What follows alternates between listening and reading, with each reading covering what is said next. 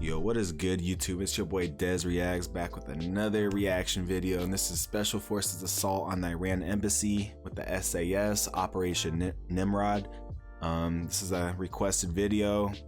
I know a little bit about it just from some of the comments that you guys shared on some of my posts, and yeah, so it seems like it's gonna be a really good one, and I really appreciate all the support. I'm at 282 subs right now. Goal is the 500 by September 11th, hopefully. And if you guys enjoy the stream or the YouTube broadcast, please hit that like button, subscribe, leave a comment on what you guys would like me to react to, and I'll try to get that up as soon as possible. Without further ado, let's get into it.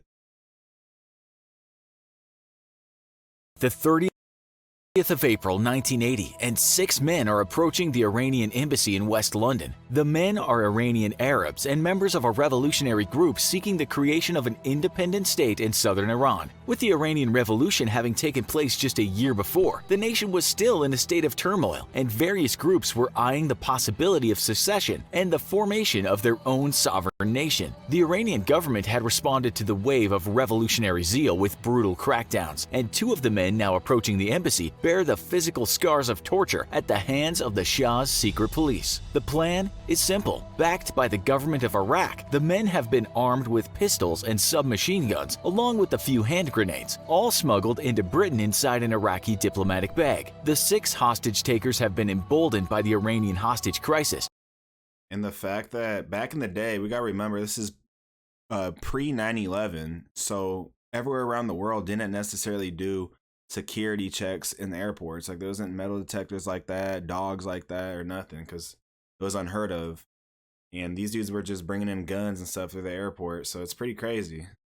During which revolutionaries held American hostages for nearly 2 years, and now want to use the leverage gained from taking hostages to secure the release of prisoners taken into custody by the Iranian Shah in their home region of Khuzestan. They plan to enter the embassy and overpower the single British guard there, then barricade themselves until the release of the prisoners and safe transport out of Britain is assured. If the British and Iranian authorities won't cooperate, well, they've come prepared to start killing hostages. It's 1130 hours as the 6 men approach the Iranian embassy in South Kensington. Just inside is Police Constable Trevor Locke of the Metropolitan Police's Diplomatic Protection Group, and the sole armed guard present in the embassy. Hidden under his jacket is a concealed Smith & Wesson .38 caliber revolver. But as the men enter, he is quickly overwhelmed and doesn't have a chance to draw his firearm. Constable Locke instead decides to cooperate as the 6 gunmen barricade the front door and start rounding up the embassy's occupants. If he can keep the gun a secret, a time may come when he can use it to good effect. The rest of the embassy's occupants are in.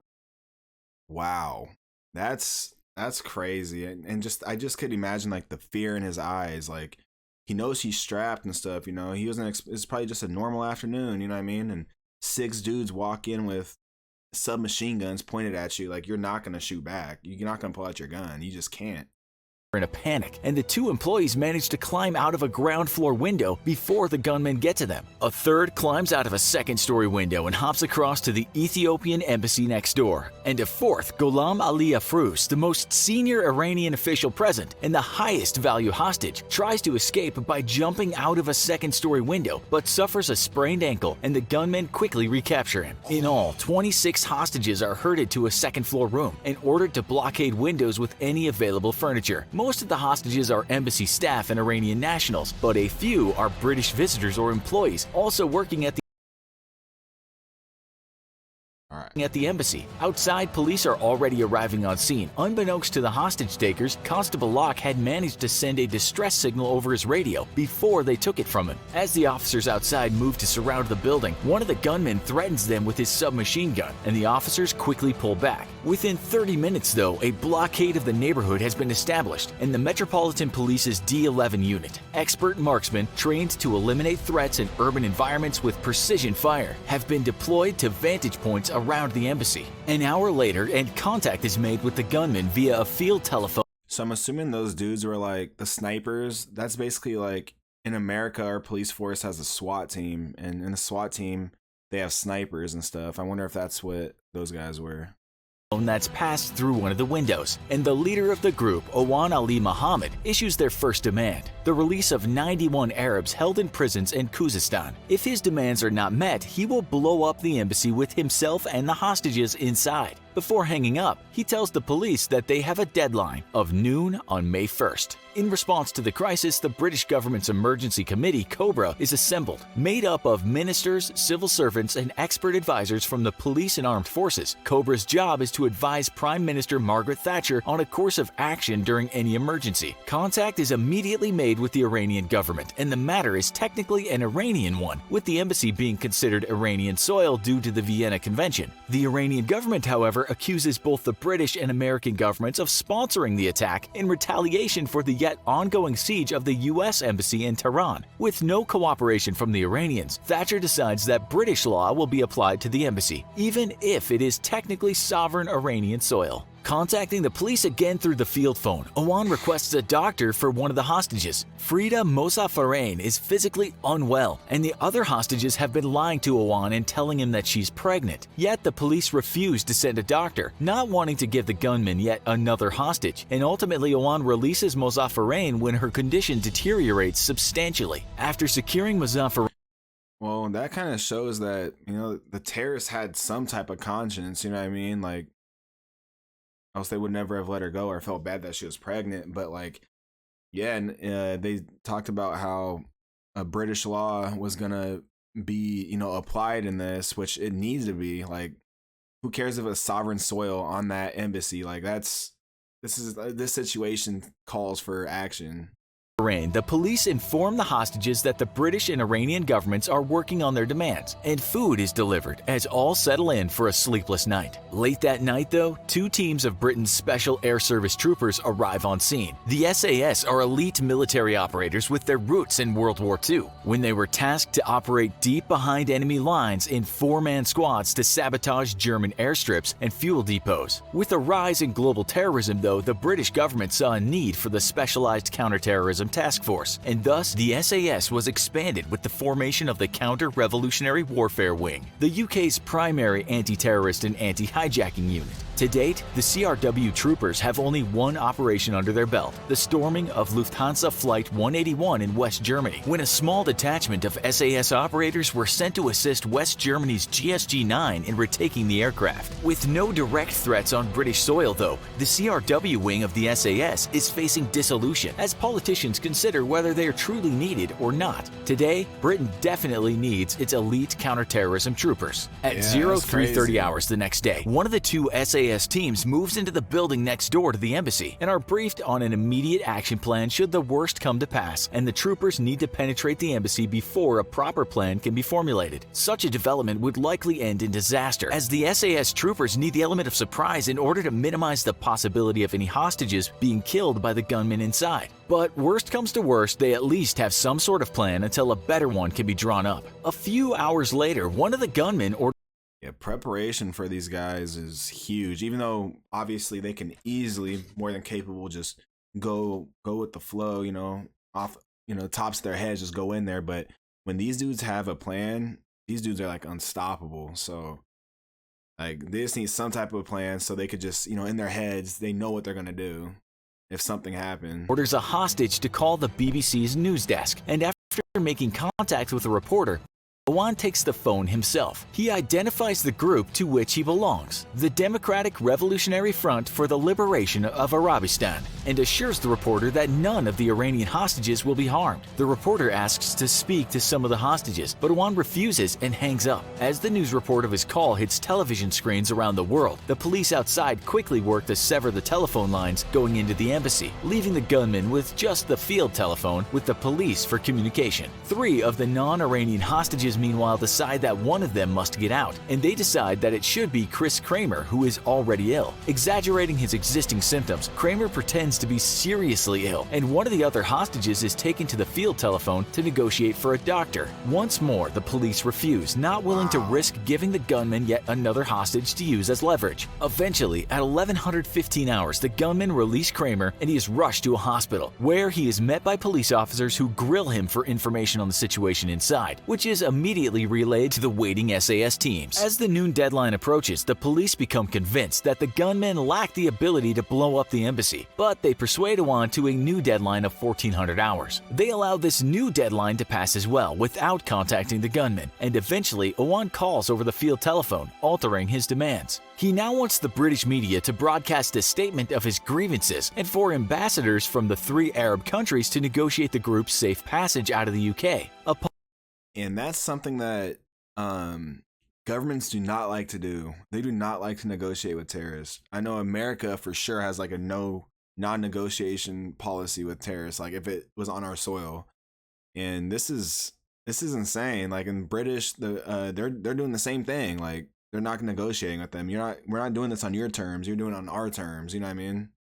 Upon hearing the demand, Margaret Hatcher flat out refuses any negotiation for safe passage, but does not tell the gunmen. Later that evening, Awan is starting to become agitated by the sounds coming from the Ethiopian embassy next door. Unbeknownst to the gunmen, the sounds are those of S.A.S. technicians covertly installing listening devices through the walls. Police Constable Locke is summoned and after taking a listen, correctly deduces I need to find the best way to learn math. Oh, man.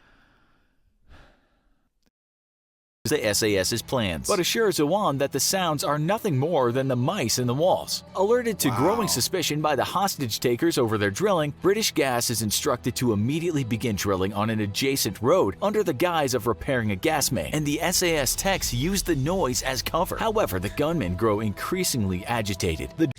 And these dudes are dumb because there's no way someone would just be doing work during this while this is happening, and they just kind of went with it. Drilling is ordered to stop, and in response, the British Airports Authority is ordered to instruct approaching aircraft to fly over the embassy at low altitude as they come to land at Heathrow Airport. At 0930 on May 2nd, the third day of the siege, Awan appears at a second-floor window and demands access to the embassy's telex system, which the police have disabled along with the phone lines. The telex can be used to rapidly send text-based messages to any other connected unit in the world, and the police do not want the gunmen to have the ability to be in direct contact with the outside world. Angry, Awan then demands to speak to somebody from the BBC, and the police agree to this demand, producing Tony Crabb, the managing director of BBC Television News. Awan shouts his demands at Crabb to be broadcast over the BBC, safe passage out of the UK to be negotiated by the 3 ambassadors from Arab countries, and then informs Crabb to also include the group's political aims in his broadcast. For their part, the Foreign and Commonwealth Office contacts the embassies of Algeria, Jordan, Kuwait, Lebanon, Syria, and Qatar to ask if their ambassadors would speak to the hostage takers. But the Jordanian ambassador immediately refuses, and the rest say that they must ask their governments first. That night, the BBC broadcasts Awan's statement, but only succeeds in angering Awan, who believes that the statement was cut short and incorrect. Next door, the embassy caretaker briefs the S.A.S. on the physical construction of the embassy. He informs them that the main door is reinforced by a steel security door, and that the ground floor and second floor windows are fitted with armored glass. Ironically, on recommendation by the S.A.S. themselves years ago, their plan to penetrate the embassy via the front door and ground floor windows is quickly scrapped, and alternatives are brainstormed. At 0600 hours on the 3rd of May, Awan contacts the police force over the field telephone. He is angry because of the BBC's incorrect reporting of his demands and accuses the police of deceiving him. He demands to speak with an Arab ambassador, but the police negotiator on the other end lies and says that talks are still being arranged. Awan catches on to the negotiator's delaying tactic and tells him that now the British hostages will be the last to be released. He then demands to speak to Tony Crabb again or he will kill a hostage. Crabb doesn't arrive at the embassy until 1530 hours, almost 10 hours after Awan demands his presence, which angers both Awan and the police outside. Awan relays another statement to be broadcast to Crabb, threatening violence if this one is not accurately relayed, and the police agree to allow his statement to be broadcast if 2 more hostages are released. Agreeing, Awan allows the hostages to pick who will be released, and they decide on Hayek Kanji, who is pregnant, and Ali Gwil Ganzafar, picked only because his loud snoring makes it hard for the other hostages to sleep at night and irritates the terrorists. Wow, that is crazy. Can you imagine being put in that situation where you get to choose, 2 people get to leave, and you want to go, you don't want to be there, but as a pregnant woman, if you don't let her go, that's crazy. And then a dude that annoys you,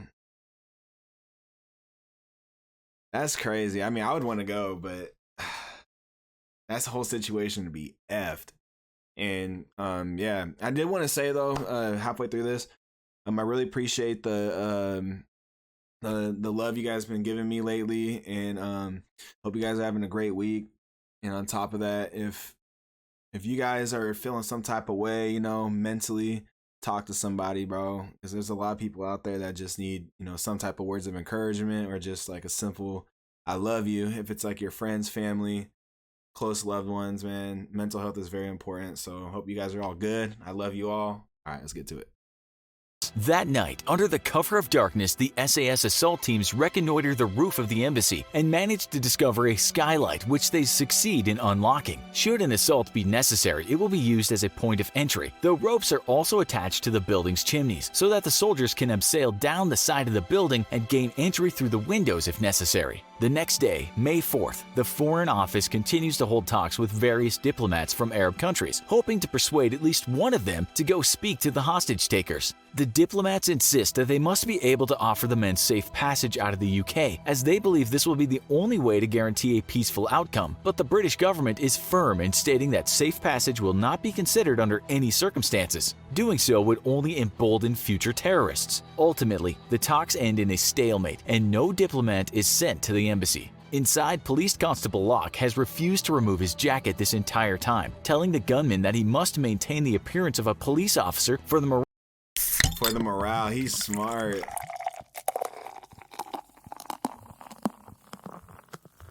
morale of the other hostages. In truth, he does not want to give away the presence of his concealed firearm, and thus he has also refused to eat any food, fearful that if he has to use the bathroom, then the guards sent with him may catch a glimpse of the concealed gun. One of the hostages, though, is becoming increasingly feverish, and the gunmen begin to grow suspicious that the food the police are sending in has been spiked with a chemical agent. It hasn't, but in fact the police had considered exactly that, even going so far as to consult a doctor. Ultimately, though, the idea is dismissed as impractical. Next door, the S.A.S. commanders continue to refine their plans for an It's because that would be like an ethical violation, you know what I mean? Like, you're sending poison in.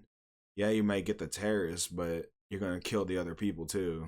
assault on the embassy, aided by the intelligence gathered from the surveillance devices they've successfully planted in the walls. Early in the morning of May 5th, day 6 of the siege, Owan wakes up Constable Locke, convinced that an intruder has entered the embassy. Accompanied by a gunman, Locke is sent to investigate the building but discovers nothing. Owan, however, is growing more suspicious and summons Locke again to examine a bulge on the wall separating the Iranian embassy from the Ethiopian embassy next door. The bulge is in fact the result of the removal of bricks on the other side to allow the S.A.S. techs to break through the wall and implant their listening devices, which weakened the wall and caused it to sag slightly. Owan is convinced that the police are planning to break through the wall, but Locke does his best to assure Owan that no assault is forthcoming. Nonetheless, the suspicious Owan moves all the male hostages to a different room down the hall, away from the bulge. With tensions mounting, at 1300 hours, Owan calls the police through the landline and tells the police that he will kill a hostage unless he speaks to an Arab ambassador in 45 minutes. The British government is still adamant that it will not allow a diplomat to offer safe passage out of Britain to the hostage takers, and thus 40 minutes later, when no ambassador has shown up, Owan calls the police back to tell them that he has taken Abbas Lavasani, the embassy's chief press officer, downstairs and is preparing to execute him. Lavasani had been a devout believer in the Iranian Revolution and a staunch supporter of the Shah. Throughout the course of the siege, he has butted heads with the hostage takers repeatedly and even provoked them.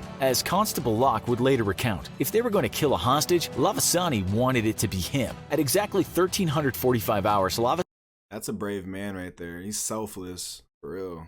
He's a hero for them, I'm sure. Lavasani got his wish as 3 shots were heard from inside the embassy. With 1 hostage dead, the British government decides that the time to act is now. The S.A.S. commander informs Home Secretary Willie Whitelaw that he should expect up to 40% casualties amongst the hostages in an assault, forcing Whitelaw to reconsider. Ultimately, though, he instructs the S.A.S. to immediately prepare to assault the embassy at short notice, and by 1700 hours, the S.A.S. assault teams are in position to begin an assault within 10 minutes' notice. The police, meanwhile, meanwhile, have recruited a local imam to speak to the gunman. The conversation, however, goes south quickly as Awan grows increasingly agitated and suddenly 3 more gunshots are heard from inside the embassy. Awan tells the imam that another hostage has been killed and that all the rest would be killed in 30 minutes if his demands were not met. A few minutes later, Lavasani's body is dumped out the front door, but upon examination by a forensic pathologist, it's estimated that Lavasani had been dead for at least an hour. This leads the police to assume that a second hostage has indeed been killed, though in fact only Lavasani has been shot. The shooting while on the phone with the imam had been a bluff. Metropolitan Police Commissioner Sir David McNee immediately contacts the Home Secretary and requests approval to hand control of the operation over to the British Army.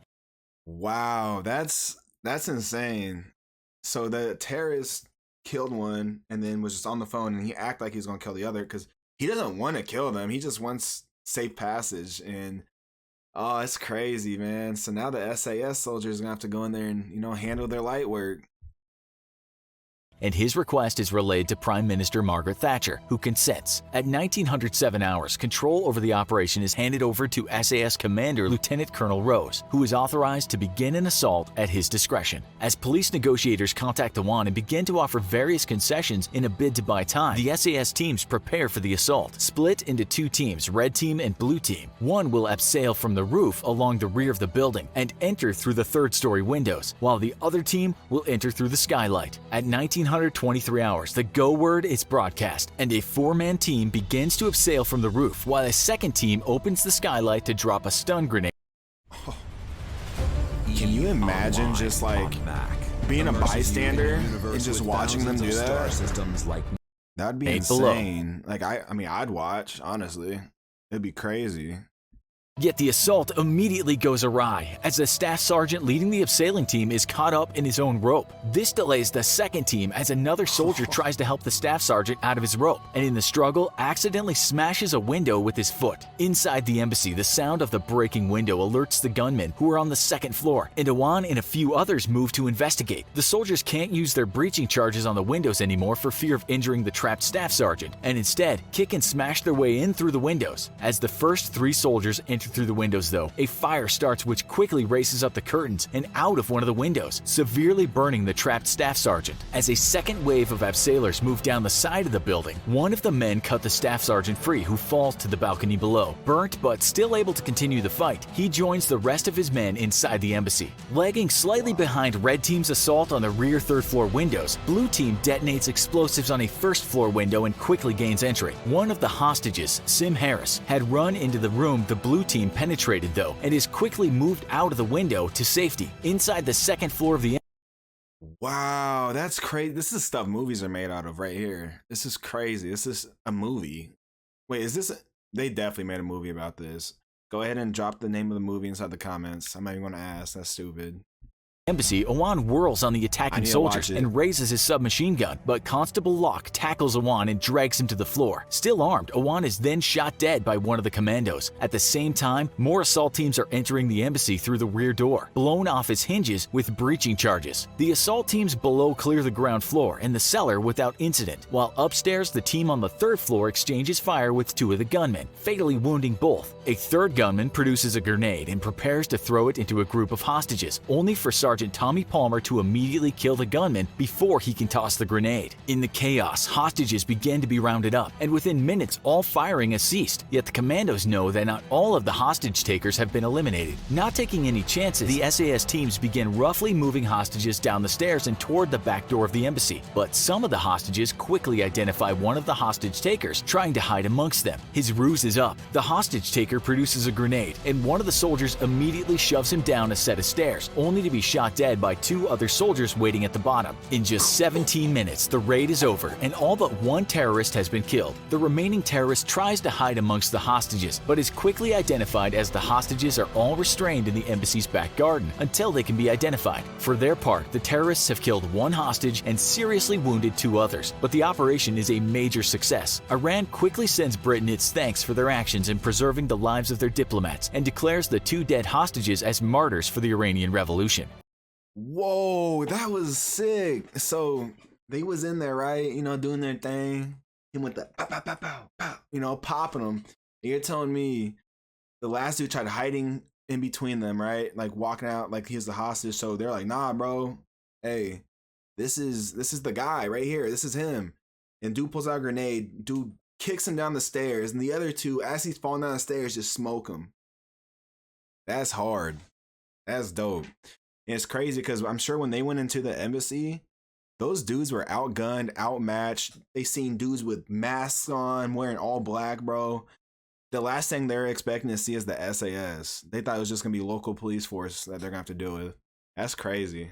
For his heroism, Police Constable Trevor Locke is awarded the George Medal, the United Kingdom's second highest civil honor, as well as being honored with the Freedom of the City of London, a rare award typically reserved for royalty or heads of state. For his tackling of Awan during the raid, he also earns a motion honoring him in the House of Commons. The S.A.S. is widely lauded for their success in the raid, but also draw heavy criticism when it was revealed that the hostages had persuaded two of the gunmen to surrender, and TV footage appeared to show them throwing their weapons out a window and holding a white flag. The two S.A.S. soldiers who had killed the men both stated during an inquest that they believed the men had been reaching for weapons before being shot, and ultimately the jury reached the verdict that the soldiers' actions were justifiable homicide. The S.A.S., however, drew even more heat when it was later revealed that the only surviving gunman, Fauzi Najad, had been dragged away by an S.A.S. trooper who had planned to take him back into the building and shoot him. The soldier had reportedly only changed his mind when he was told that the raid was being broadcast on live television. Though the raid was a success, questions over the use of force employed by the S.A.S. soldiers haunted their elite unit for years to come. S.A.S. operators and their brethren across the world are meant to be elite instruments of surgical violence, not agents of revenge, and though facing incredible danger must still keep a calm and collected head and not overuse force when it isn't warranted. The actions of Police Constable Trevor Locke, who had been armed the whole time and yet only drawn his weapon when he tackled Awan, have often been used as a comparison point to what many see as the overuse of force by the S.A.S. troopers. In the end, though the operation was a huge success, it is a stained victory for Britain's elite Special Air Service.